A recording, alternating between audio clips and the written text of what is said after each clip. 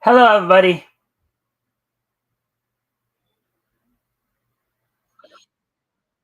Hey.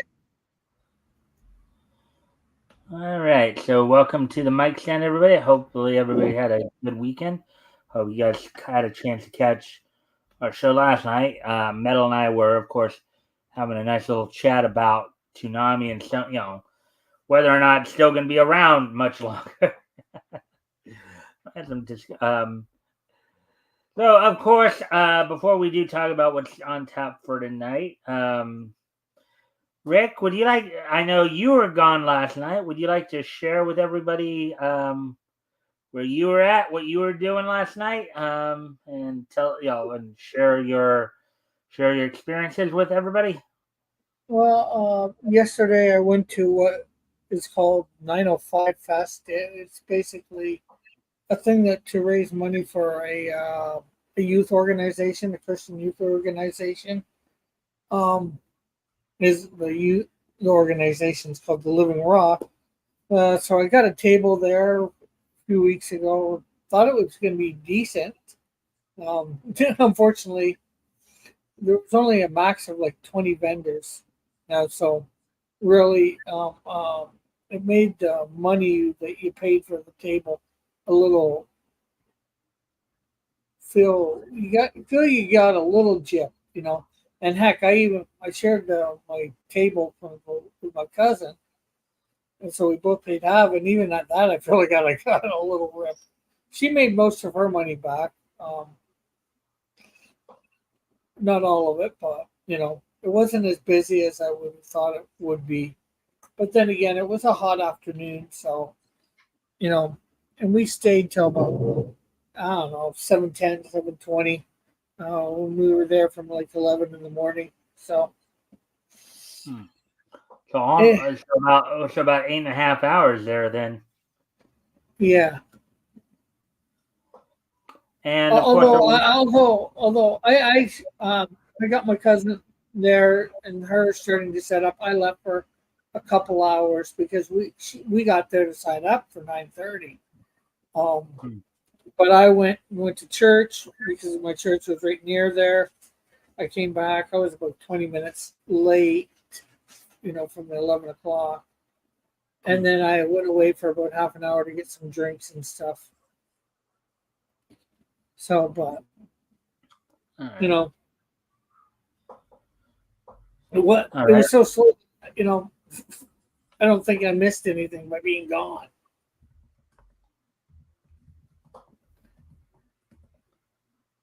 But all it right. is Well, what.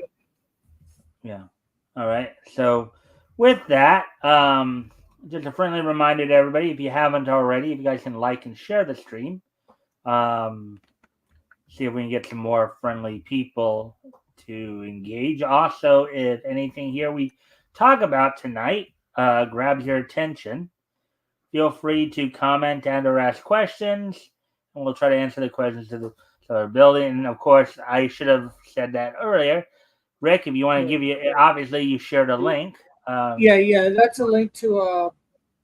I took out, although it's over an hour, a section of new feature I'm doing on my show on Tuesday nights called the Silhouette Game, and I took that out, clipped it out, took a little bit out of it out, and put it up by itself so people can just watch it. I give it a little bit of an intro so that I'll probably be playing as we started each time on my channel. So Hmm. All right. So with that, um, I guess we will, and I'll try one more time to kind of count back up here.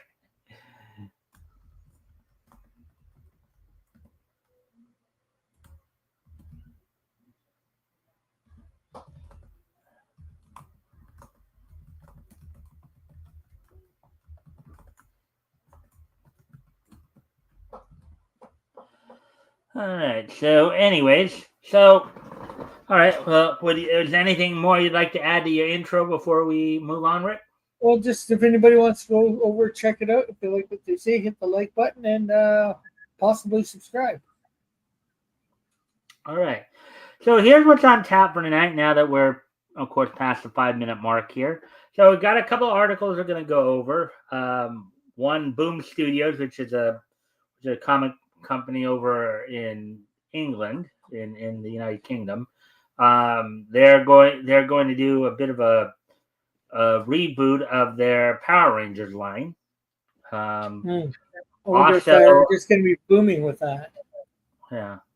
Also, also, um, the Dirty Pair anime, which was of course bought by Crunchyroll, and with some of the backing, they were trying to do a Kickstarter campaign to get it going somewhat, and I guess the campaign's not doing too well, according to Yeah. them. But we will be looking at that article, plus of course the wrestling wrap up and this day in each history. We got quite a bit of wrestling news going on this week, and unfortunately, a passing that happened. I'll talk about that later. So, with that being said, why don't we go ahead and get started with the articles then? Let's get to the first one here.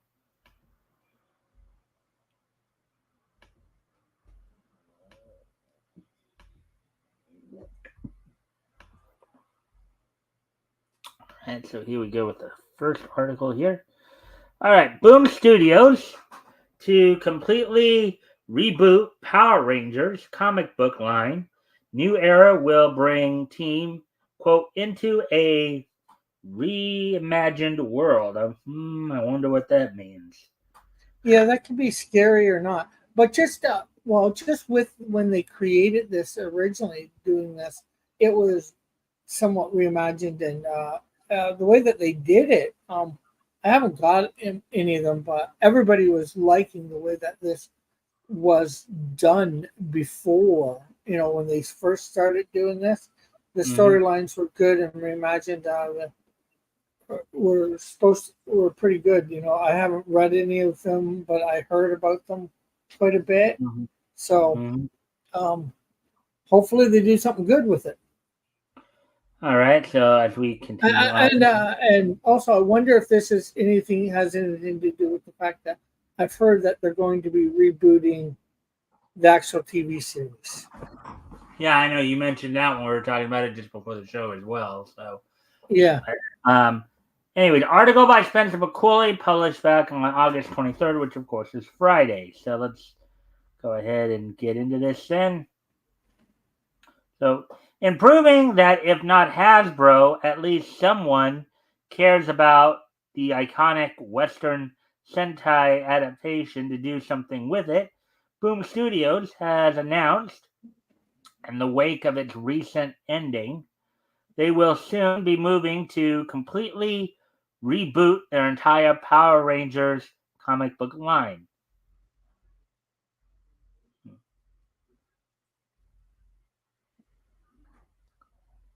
Per an official press release issued by the publisher on August 22nd, the Morphin Grid will be kickstarted back to life in November, courtesy of a brand new series titled Power Rangers Prime, set to be penned by Melissa Flores, a longtime franchise scribe, whose credits include various episodes of Power Rangers Hyperforce and the last comic book line's final Darkest Hour event, with visuals from Iron Fist Volume 6 artist Michael Yeague. Um, this new series will purportedly, quote, usher in a new era into the Rangers mythos, unquote. Quote, Power Rangers is back and better than ever, unquote, reads the first issue's official synopsis. Quote, Angel Grove University students face a difficult choice after crossing paths with a fugitive straight out of legend. The consequences of hiding her are dire, but her existence may not stay secret for long. In the wake of Darkest Hour, prepare yourself for a bold new era and brand new story, unlike anything that's come before. They're hiding Rita Repulsa. Sounds like it. That'd be my guess. A perfect, in small quotes, day one jumping on point for new readers and old fans alike.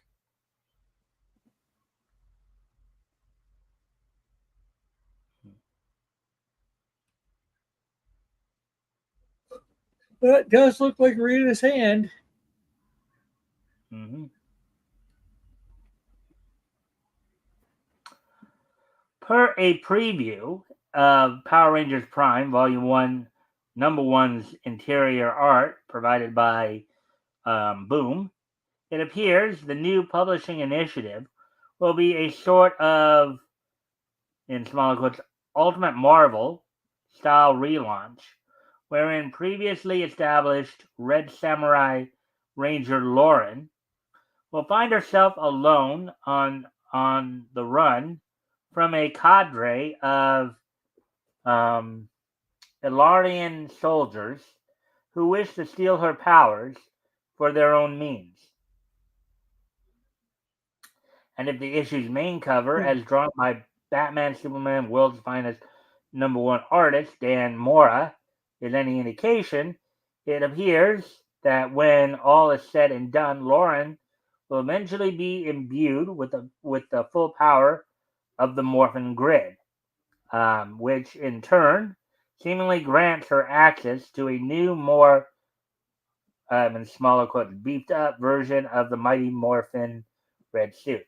So I guess it's not be Rita Repulsa than they're hiding this girl Lauren. Hey, Rick? What was that? I said it may not be Rita Repulsa they're hiding. Sounds like it's this girl Lauren from Red Samurai. Yeah, it sounds like she's coming from a previous Rangers group that's been in the future and coming back to the past, and that she's going to become a Ranger, the Red Ranger, maybe. Mm-hmm. In speaking to the series announcement, the aforementioned Flores beamed, quote, "With Power Rangers Prime, we're bringing the comics into a reimagined world," unquote. Quote, "Familiar characters and settings will pop up in unexpected ways, but this is an all-new adventure, a crazy journey I can't wait to share with you that beats with the heart of what it means to be a Power Ranger," unquote, she added. Quote, "with designs by Dan Mora and art by the incredible Michael Yeague. Honestly, I'm just blown away and so thankful to be a part of it," unquote. Yeah. Well, unfortunately, my question is I don't know much about this woman that's doing things, so it's The writer, yeah, Melissa Flores. What her views are things. Maybe she can do things. There's like an old Batman type pose almost, but it's hard to say whether she's. I'm not sure whether she's woke or anything thing, but maybe even if she is, maybe she can write through her wokeness and write good stories. I don't know. Well, there hasn't seemed to be any indication of any of that as of yet here. We haven't seen any of that, I don't think, as of yet. Yeah, but they haven't talked much. We can only hope, though. We can only hope that she's not woke. Yeah. And even if she is, that she can, work past her.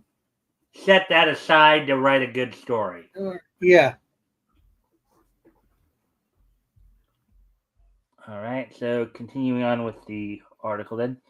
Yeague likewise graciously declared, quote, "What did I do to deserve drawing a Power Rangers book?" Unquote. Quote, "Seriously," unquote, artist exclaimed. Quote, "Back in the 90s, kids of my age in China got only a handful of American shows and cartoons, and they were simply priceless. We'd rush home from school to catch them regardless how Pete, our parents, were for not spending the time studying. but I had no regrets because Power Rangers were one of the best. Unquote. What's so funny? The fact that they used a swear word in the article, or the fact that I censored it. Neither. Just saying Power Rangers was one of the best. Come on, Powers. I like Power Rangers, but that Power Rangers is so corny and pathetic that it's not. Well, it's so corny and pathetic that just happens to be funny. But one of the best. I could probably think of a few dozen shows that might be better. Yeah. Quote, now not only am I drawing it, but the book is also written by the unbelievably talented Melissa Flores and designed by Dan Mora, one of my favorite artists out there these days that I look up to, unquote. He further asserted, quote, so it is for the team, for my younger self, and most importantly for you, that I'm putting my absolute heart and soul into this book. I can't wait for you to read it, unquote.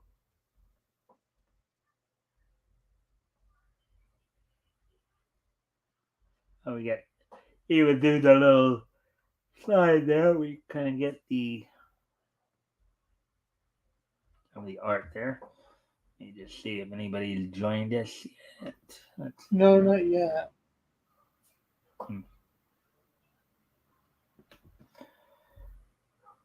Um, and just a reminder to everybody, of course, again, if you guys can help us out by liking and sharing the stream, see if we can get some more friendly people to engage, that'd be appreciated.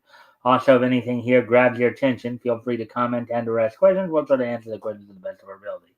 So, with that, at current, Power Rangers Prime Volume 1, Number 1 is set to teleport onto store shelves on November 13th. In addition to a standard cover by Mora, the issue will also release with variant covers provided by the Boy Wonder Volume 1 artist Juni Ba,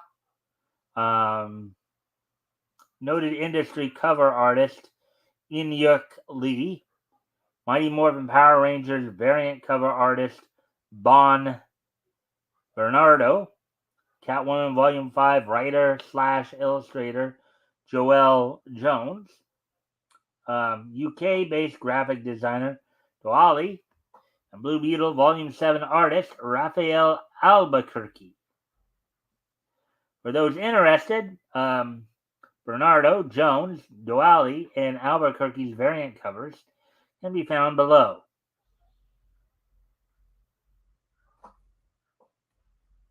I'm going to go through this slowly.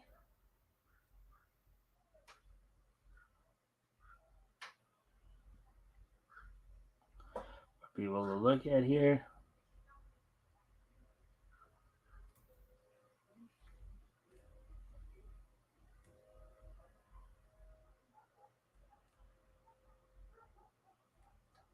And I do know it's kind of hard because they really push this header down to where you can't even get a huge chunk of the shot here, but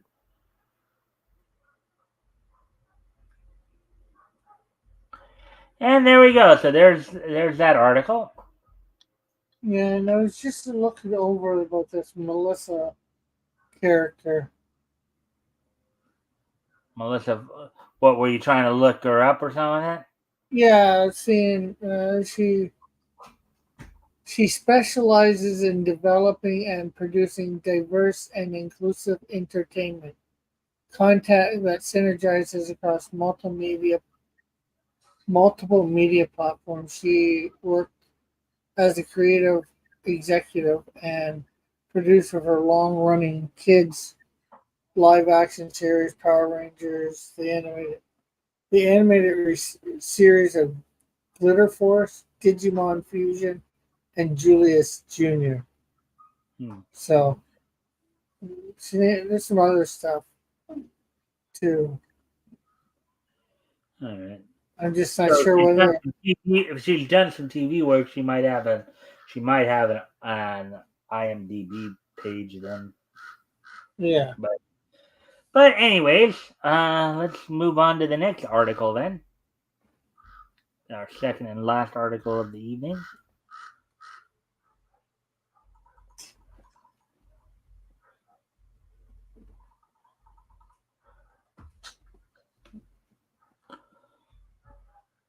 And this one here is in regard to Crunchyroll and the anime Dirty Pair. So, after 3 years, over $731,000 in backing, and production companies purchased by Crunchyroll, Dirty Pair English dub Kickstarter still yet to be fulfilled, and it's doubtful that it ever will.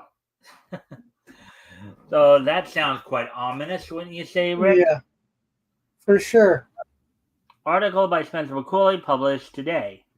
So, and there's now Dirty Pair was a OVA that was I think done back in the 80s, I believe. I mean, you can just tell it's not like today's animation, obviously. Um, Pretty well known um, series, from what I understand. So let's see. Whether through sheer incompetence or outright negligence, after 2 years of production time and over $731,000 in crowdfunding money, fans have still yet to see the fulfillment of the Kickstarter campaign for an English language dub of the original 1985 Dirty Pair. And at this point, it's a wonder if they ever will. Well, I think it has been dubbed before. I guess this is supposed to be a new English dub, I guess. Launched in October 2021 by the now defunct anime video publisher and distributor Right Stuff Incorporated. So based, Right Stuff International, I believe, through their Nozomi Entertainment production arm. The Let's Dub the Dirty Pair series campaign sought to accrue $275,000 in order to properly dub each of the series, 24 episodes. To this end, the campaign promised backers that a little over 75% of the project funds will be used for the dubbing production expense and for rights clearances, while 15% will be used for the production of the materials, media, and packaging, and the remainder will be overhead working capital fees to run the project on the platform, royalties, and a little something for our hardworking staff. In Yeah, parentheses here. Go ahead. I was just going to say, I think they should divide up that 75% because they say to pay, actors and, like the crowdfunding and licenses. I would like to know how much that is because you would think they've raised $730,000. I'm not sure how much these actors are getting paid per thing or how many actors you need, but you would think that you would have uh, a little bit of stuff, Well, I think Dirty Pair may actually already have an English dub. Yeah. It's probably not one, again, because it was done back, I think, in the 80s or 90s or something. It's not considered one of the better dubs out there, but yeah, but I mean, out of the $730,000, I'm sure you would have got the license out of that at least. Then you would think you'd be able to pay some voice actors out of that. I know voice actors. I won't say they're cheap, but they're not super expensive either. Voice actors don't, when they're dubbing stuff, and I know of a few like Vic and Kyle have talked about this over the years. Dub voice those who are dubbing stuff, that's really like the low end of the pay scale. Dub voice actors do not get a whole lot of money for dubbing stuff. They get more money for like video game stuff where it's a little bit more original. But Yeah. And did I see what? A good night spoon.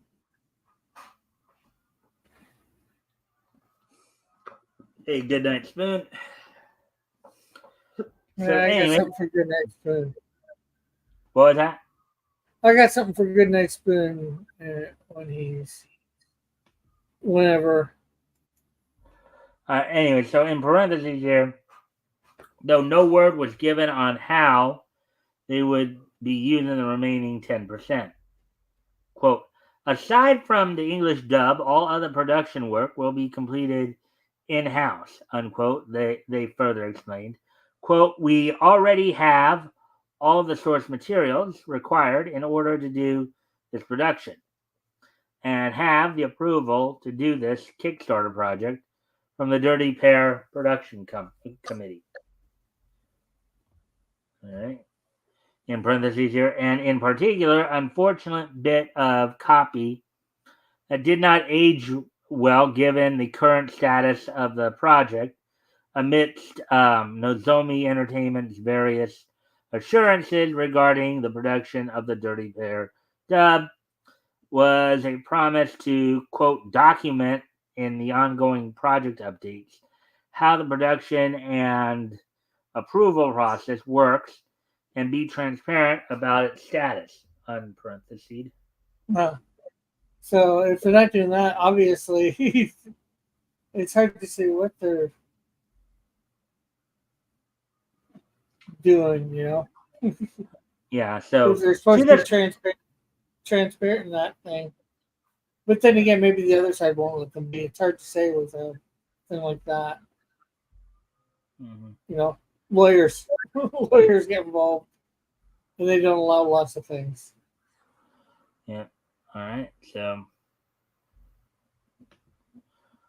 to the surprise of few, um, between the series' overall popularity and the admittedly impressive backer rewards, in parentheses, which range from a complete dual audio DVD Blu-ray set consisting of every Dirty Pair anime production and all of their respective Japanese and English dub tracks to light up character standees to a full-on cosplay costume of a character of the backer's choosing. So basically, it's almost like they were they were trying to promise the moon here, and we're not, and apparently we're not delivering. Um, the campaign quickly blew past its initial funding goal, all in all closing its doors with a total of $731,406 to put towards bringing the original animated adaptation of Haruka Takeshio's eponymous light novel series to dub preferring audiences. And though the dub's production started off on a strong foot with Nozomi Entertainment both regularly updating backers as to their progress and even managing to bring Dirty Pair OVA, Yuri voice actress. Okay, yeah, so it was the OVAs that got Jessica Calvello, and ADV Films Dirty Pair Project Eden Cave voice actress Pamela Lauer back to reprise their respective roles. Yeah, I knew they had dubbed some of it. I didn't know they didn't dub the main series, but they dubbed the OVA and some of the side series, I guess. With the latter even coming out of full blown retirement to do so. Unparentheses there. Things slowly but surely started going off the rails when, in August 2022, it was announced that the Sony had purchased Right Stuff Incorporated and all of its subsidiaries and planned to merge the operations with those of their already owned anime arm Crunchyroll. So basically, yeah, no wonder there's concern that the project may not get done. Yeah. Because here's the thing, since it was since like the OVA stuff was done by ADV originally, which is a Houston-based, which was a Houston-based voice acting crew that was eventually replaced by the Sentai Filmworks crew. Um, One, they may want to use their own, Crunchyroll may want to use their own set of voice actors and actresses, which would be like the old Funimation crew primarily. Um, but maybe Sony doesn't think as highly of the project as the previous company did. So, addressing this ownership change in a campaign update, Nozomi Entertainment assured backers that, quote, everything for this project is still being handled by the Nozomi team, and nothing about the dub or Blu-ray release will be affected by this acquisition. Well, it could be a case where maybe that's what they thought when that happened, and then things may have changed. To make matters even more uncertain, despite the despite that same month being the originally scheduled release window for the aforementioned Blu-ray, in parentheses, and thus the unofficial completion date of the overall dub, it eventually came to a close with a dirty paired dub nowhere to be found.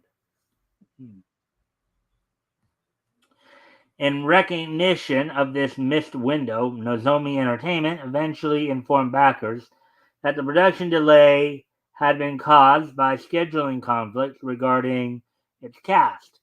However, they did not provide any alternative release plans. Sounds like something's going on behind the scenes and they're trying to cover themselves. Yeah, for sure. It's like scheduling conflicts. What was that? The scheduling conflicts, like, okay, I get these actors, voice actors can be busy, but are they usually that busy that they can't, get to a studio, I don't know, an hour or two away? Yeah. And nowadays you can make your own studios. Well, I mean, they even said that the one voice actress had come out of full-blown retirement. So unless she went into retirement for family reasons or something like that, you can. I don't know if it's like the one actress who came out of full retirement, if she's like doing other projects.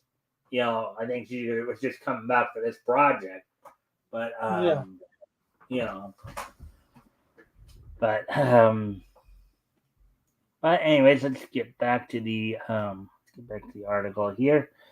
So, and sadly, it seems they never would, as though they would continue to provide semi-regular status updates.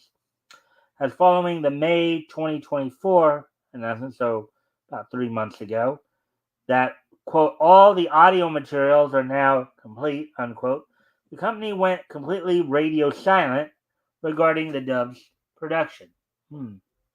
That's not a good sign. No. As to where the project currently lies, while official details remain unknown, a cursory investigation returned less than reassuring results. Per Anime News Network and Media OCD, in parentheses here, a disc production company best known for their work on Discotek's various releases, unquote. Founder Justin Savakis. Oh boy, this guy's not considered a. I shouldn't say that because I don't know if he's the same person I'm thinking of. But anyways, quote: digging through LinkedIn, several producers that were working for Right Stuff are no longer with Crunchyroll as of June. Yeah, I kind of had a feeling that may have been where it was going. Usually when you have a bigger company buy up a smaller company, they tend to have a tendency to get rid of a lot of the they tend to get rid of a lot of the excess staff to put their own people into the positions. So. Yeah, which can be mess up a whole bunch of timelines. Yeah. Summarizing the entire. Oh, go ahead, Rick. Sorry. I was just gonna say, like, it seems like it might have done here.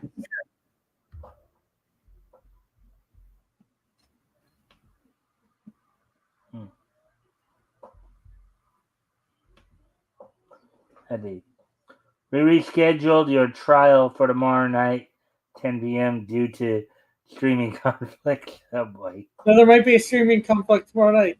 And good night, Spoon. What do you think of your picture?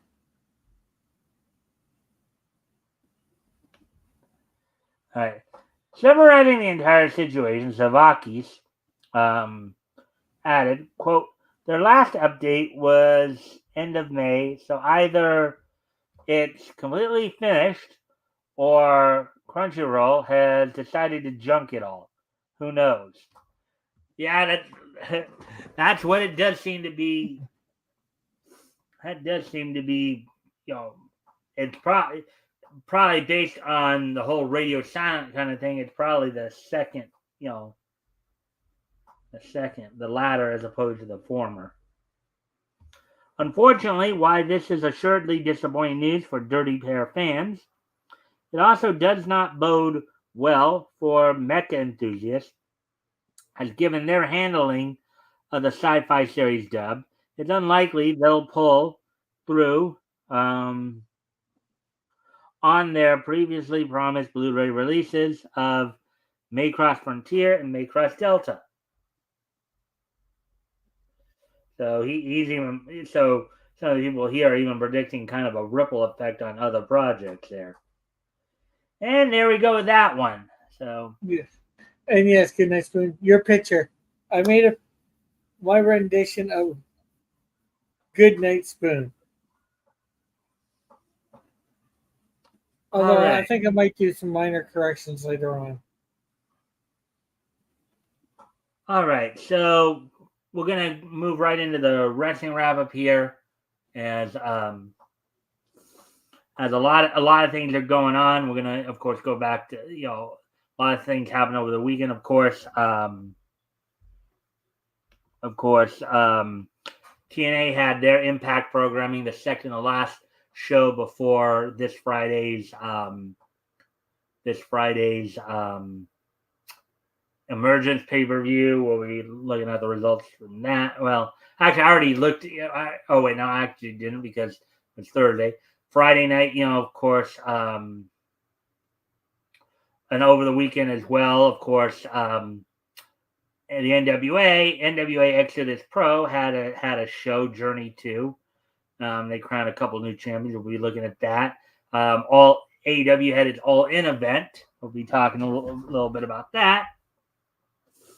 And the WWE is also preparing for this coming. That's probably what we'll be talking about from Friday's SmackDown. Well, anyways, let me just go ahead and go to that. So first, I'm gonna head over to Thursday here. Talk about last Thursday's Impact results. Yeah. I decided to go with a different thing. I made your helmet a giant spoon with the handle going over the back of your head, so it'll keep the big part of the spoon on your face. So as spoons attached. Anyways, I'll let you go on. All right. So as of course, Total Nonstop Act TNA continues to prepare for its Emergence pay-per-view this Friday. This past Thursday, the final two spots in the Ultimate X match were placed as Hammer, as in the first three qualifying three-way match for the fifth spot in the six-way match. Hammerstone defeated Frankie Kazarian and Kushida. And in the final Ultimate X qualifying three-way match, Laredo Kid beat Bhupinder Gujar and Jai Vidal. In some other matchups, Rosemary defeated Alicia Edwards.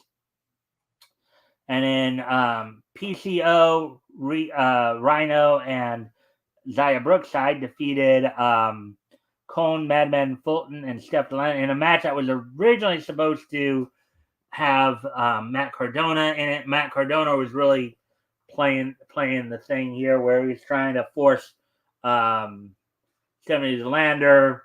Now he and Stephanie DeLander, Steph DeLander, had been basically partners on the independent scene for a while here now. Claiming that she's his property and that he's not too happy with her recent marriage to PCO. Now this is kayfabe, of course. So, but so he was trying to force her to wrestle against her new husband and her new friends in Rhino, and she just wasn't having it.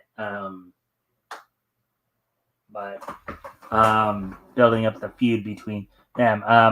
Jonathan Gresham in his second, and I think it's his second match since coming out of his little octopus delusion where he's spitting up ink and all that, defeated NXT's Charlie Dempsey in what turned out to be a very, very solid technical match. It was a very good catch as catch can for those who are into that aspect of pro wrestling.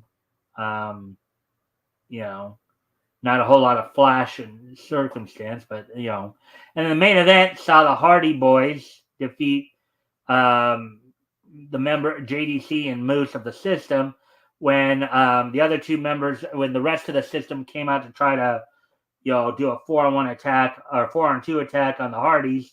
That's when Joe Hendry and Mike Santana came out to help the Hardys out, fend off the attacks of. Now, going into this Friday's event, as it were, going into this Friday's event on this Thursday's episode of Impact, which these Impact tapings took place at the Florida State Fairgrounds in Tampa, Florida, by the way. Back the tapings themselves took place on August 3rd, but of course being shown throughout the month here. This in a TNA X Division title match, Mike Bailey will be who will have Trent Seven in his corner, will be defending against Rich Swann. Brian Myers will be taking on Joe Hendry in a continuation of that feud of the system versus Hendry, the Hardys, and Santana. Eric Young will be taking on Hammerstone, as they've been in a bit of a rivalry for a while. Eddie Edward in another system versus Hardys, Hendry, Santana feud. Eddie Edwards takes on Mike Santana. In a match for the TNA World Tag Team titles, the team of ABC of Ace Austin and Chris Bay will be defending against Cody Deaner and Jake Something. And then in a Match by Elegance match, Ash by Elegance will be going after the TNA Knockouts World title, currently held, of course, by Jordan Grace. These are the matches that will happen the day, they're being broadcast the day before the Emergence pay-per-view. Now, as of right now, the Emergence pay-per-view is set up like this. So for this Friday, and we'll go over that when we get to that point. Eric Young is set to take on Steve Macklin at Emergence. In an 8-man tag, the system of Brian Myers, Eddie Edwards, JDC, and Moose will be taking on the Hardy Boys, Joe Hendry, and Mike Santana. In a 6-woman tag match, TNA Knockouts champion Jordan Grace teams with former Knockouts tag team champion Spitfire Danny Luna and Jody Threat to take on Ash by Elegance and the Militia, the current Knockouts World Tag, the team that basically beat Spitfire of Alicia Edwards and Masha Slamovich. PCO takes on Matt Cardona in a 1-on-1 match.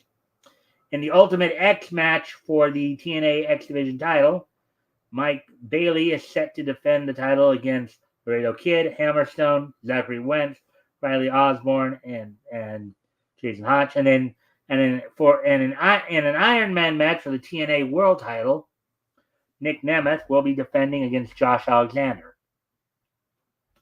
So that's all the TNA news. Let's see. You might also be overestimating my build. I'm 6'1", 175. I didn't know how tall you were, and I accidentally made him shorter than I wanted to. I had to expand the legs down. Yeah. So I know it anyways, makes you look bigger. Sorry. yeah. Anyways, going back to in terms of WWE now, going back to last Friday's SmackDown, of course, and then we'll talk about what's coming up tonight and what will be coming up at this weekend's Bash at Berlin event set for the 31st.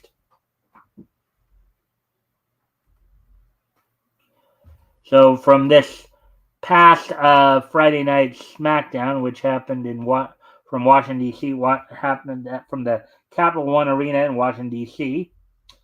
LA Knight successfully defended the United States title against Santos Escobar. Bianca Belair, Jade Cargill, and Naomi defeated in a six-woman tag match. Bianca Belair, Jade Cargill, and Naomi defeated the threesome of Blair Davenport and the Unholy Union of Isla Dawn and Alba Fire. Of course, Unholy Union are currently the current WWE Women's Tag Team Champions. In a match for the WWE Tag Team titles on the men's side, the Bloodline, the duo of Tonga Loa and Tama Tonga, defeated the Street Profits of Angelo Dawkins and Montez Ford. In a tag team match, Universal WWE Champion Cody Rhodes teamed with Kevin Owens to defeat A-Town Down Under of Austin Theory and Grayson Waller. And that's all that happened on the show itself. There were some dark matches. But, now going into tonight's Monday Night Raw, before they head into Berlin. Before they head into Berlin here for Bash at Berlin.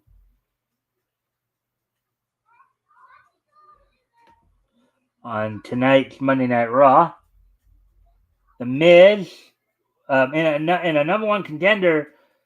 So you have two number one contendership tournament triple threat matches. In the first one, The Miz will be taking on Xavier Woods and Pete Dunne. And the other one, Kofi Kingston takes on Jey Uso and Karrion Kross. Bronson Reed is set to take on Braun Strowman. And Uncle Howdy of the Wyatt Six, SICKS, will be taking on Chad Gable. Now, of course, all this is being used to set up for the Bash at Berlin pay-per-view this weekend, which already slated for the card, as it were. As I get to that.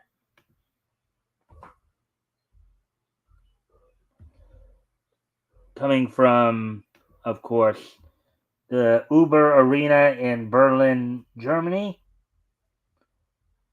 Already signed for the event, of course, the Unholy Union of Isla Dawn and Alba Fire will be taking on former WWE Women's Tag Team Champs Bianca Belair and Jade Cargill as they defend the titles against them. In a mixed tag team match, the Terror Twins of Damian Priest and Rhea Ripley will be taking on the Judgment Day duo of current WWE World Women's Champion Liv Morgan and Dominique Mysterio.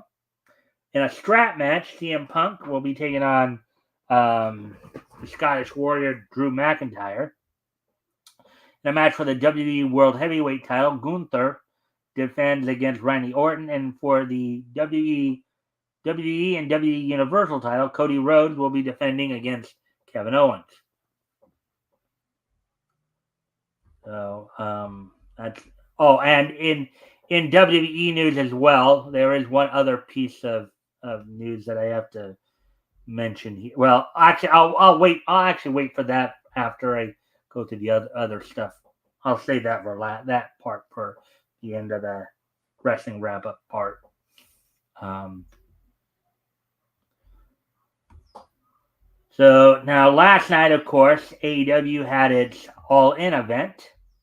Of course, on the 0 hour pre-show, saw 3 matches. As you saw, a 16-man tag match in which Action Andretti, um, Kip Sabian, Kyle Fletcher, Leo Rush, Rocky Romero, Tommy Billington, the nephew of the Dynamite Kid, the late great Dynamite Kid, and Top Flight, the Martin brothers, Darius and Dante Martin, defeated the 8 men of Anthony Ogogo, Arya Davari, Jay Lethal, the tag team of Private Party by Isaiah Cassidy and Mark Quinn, Satnam Singh, and the Dark Order duo of Alex Reynolds and John Silver. In a mixed tag match, CMLL Women's Champion Willow Nightingale teamed with the Stone Pitbull Tomohiro Ishii to defeat Chris Statlander and Stokely Hathaway. And then a 10-man tag match. Dustin Rhodes, Katsuyori Shibata, Sammy Guevara, and the Von Erichs of Marshall and Russ Von Erich, of course, with Kevin Von Erich, their father, in their corner, defeated the Cage of Agony of Brian Cage, Bishop Khan, Toa Leona, and the Undisputed Kingdom duo of Mike Bennett and Matt Taven, in which, of course, this is all on the pre-show. Now moving on to the main show, where a number of titles did change hands last night. Not all of them, mind you, but in the London ladder match for the AEW World Trios Championship,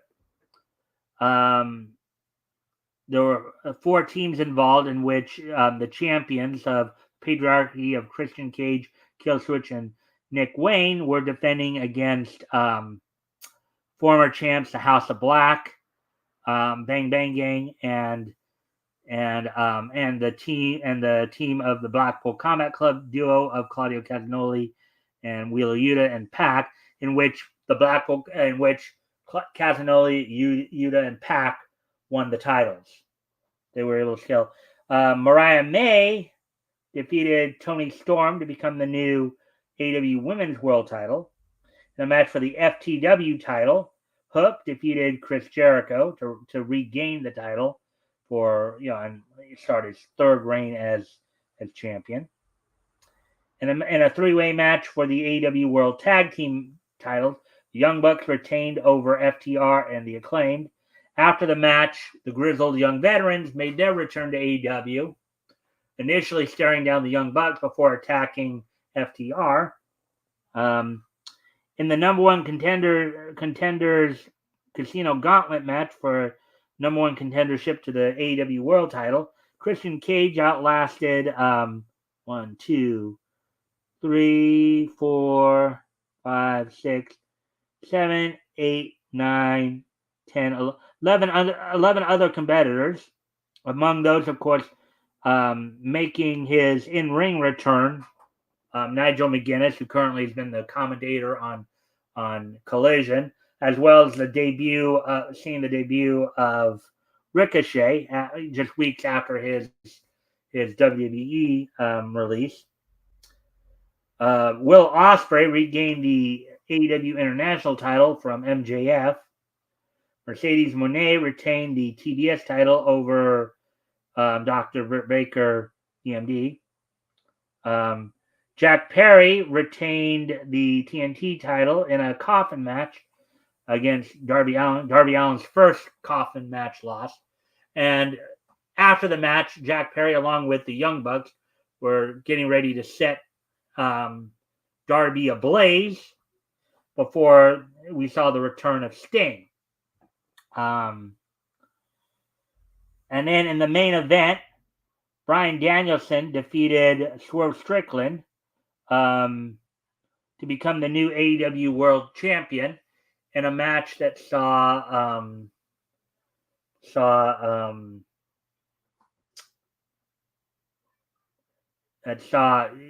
Danielson put his career on the line, as he has basically stated that his time as a full-time competitor has come to an end. He's actually currently not working under a contract with AEW, so how long he's going to hold the title, whether he's just going to give it up or he'll at least stick around long enough to defend it once or tries to put it on whoever they want to put it next onto. Will be. Also, another return that happened on last night's. So at the beginning of the All In pay-per-view, Saraya had come out with her entire family, known over in as All In was at Wembley Stadium this year. Saraya and her family are pretty well known on the British wrestling scene, in which it came out she was coming out to complain about how she didn't have a match, and then saw the return of Jamie Hayter to attack Saraya, which potentially might be, even though it's been said that Saraya's contract with AEW is coming up soon. This could be a chance for them to possibly, set up a potential feud match here between the two. So, anyways, and finally, there is one other event I forgot to go over here. I meant to go over before, but we'll go over that real quick here. This past Saturday, of course, as I said, NWA Exodus Pro had an event called Journey 2.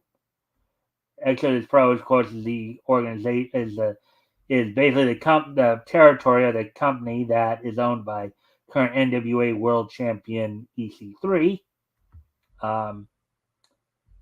And of course, at that event, the show started off with Cal Hero, who had Al Snow in his corner, defeating Hayden Blackland.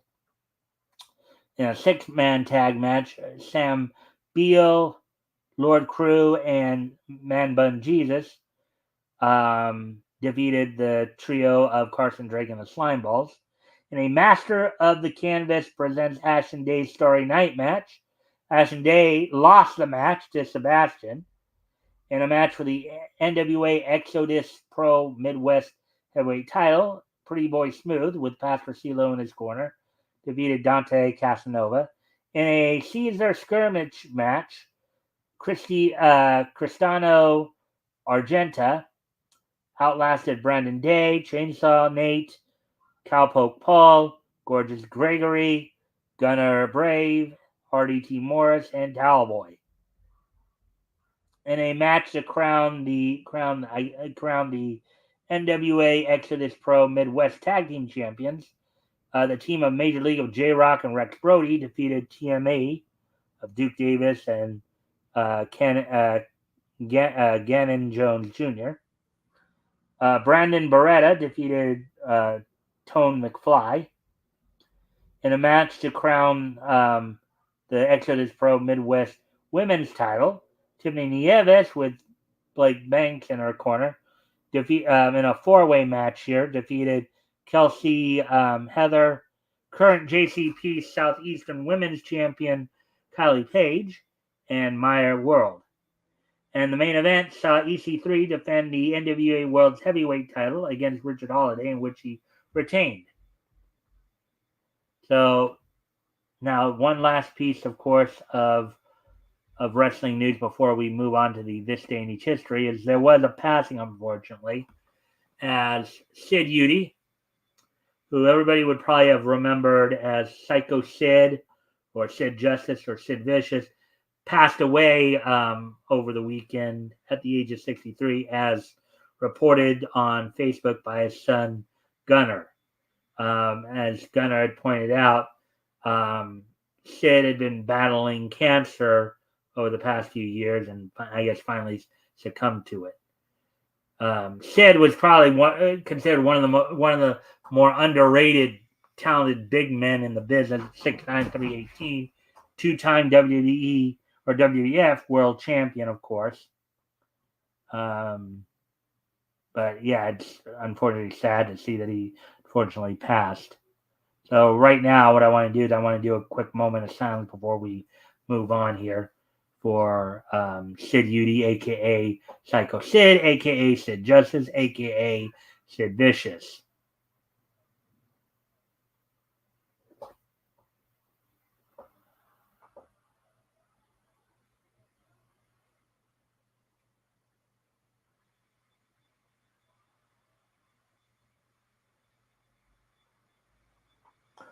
All right. That being done and said, now I know we're already past the hour mark, or we're just barely past the hour. All righty then. Yeah, So technically we now, got to the hour mark as you were doing the moment of silence. yeah. So let's see. So today is, of course, Monday, August 26, 2024. So we're going to take a look. So why don't we go ahead and take a look back? Did you make me human? Well, So I didn't think you were anything but human for Goodnight Spoon. You know, I thought you were a guy named Spoon who happened to be a knight and good. all right. So with that, let's take a look back at this day in history. So first off, we're going to head back 70 years ago today, as on this date, 70 years ago today, um, on this date 70 years ago today, the 50th issue of Plastic Man from Quality Comics went on sale on this date back in 1954, 70 years ago today. Sold for 10 cents for 32 pages. Of course, it had the original story, Trio of Tyranny, Plastic Man feature. Then it had 3 reprints from earlier issues, including a Woozy Wink story and Woozy Wink's babysitter, The Great Gatsby from an earlier issue of Plastic Man, as well as the monster of Linda Mora. So that happened 70 years ago today. The 50th issue of Plastic Man from Quality Comics went on sale. And also, 1954 is just so nice that we're gonna hit it twice. As on this date back in 1954, from the Delorme Stadium in Montreal, Quebec, Canada. Yay? What was that? I said yay. On this date, back in 1954, 70 years ago, NWA Montreal held an event there. The main event, of course, saw Pat O'Connor retain the NWA World Heavyweight Championship over the Golden Boy, Buddy Rogers, 2 falls to 1. Rogers winning the first fall, O'Connor winning the second, and then Rogers being DQ'd in the third and deciding fall. And another match ended in a draw. You saw the Kalmakoff brothers defeat the go to a draw with the team of Manuel Cortez and Johnny Rougeau. So 70 years ago today, NWA Montreal held a show in Doualomar, Delorme Stadium. So there we go with that. And finally, moving ahead to 2014, I believe, which was just 10 years ago today, on this day I'm sorry, 2004, which is more like 20 years ago today. On this day in 2004, the Gantz second stage from Gonzo Studios, basically the second half of the Gantz series, premiered on AT-X network in Japan on this date back in 2004. So on this date in 2004, the second half of the Gantz anime premiered on AT-X in Japan. So with that, I do thank everyone for being here tonight. And of course, before we leave, Rick, did you want to do an outro? Just everybody make sure to come over to my show tomorrow night. We're gonna have, I guess, the first official episode of the Silhouette game. I've got some rules made up. We might add some more. We'll figure out what might be surprises beforehand for the point system and all that. While I'm doing some drawing, so and of course, you can see while you were going over stuff, I did some coloring on the Goodnight Spoon. And just to show Goodnight Spoon a couple other things, I got his girlfriend, Pirate Spoon, and possibly his enemy, Sir Knifes a Lot. All right. So with that, let's see. With that, I thank everyone for being here. We'll be back here tomorrow night with more niche news, of course. So until then, bye. Bye.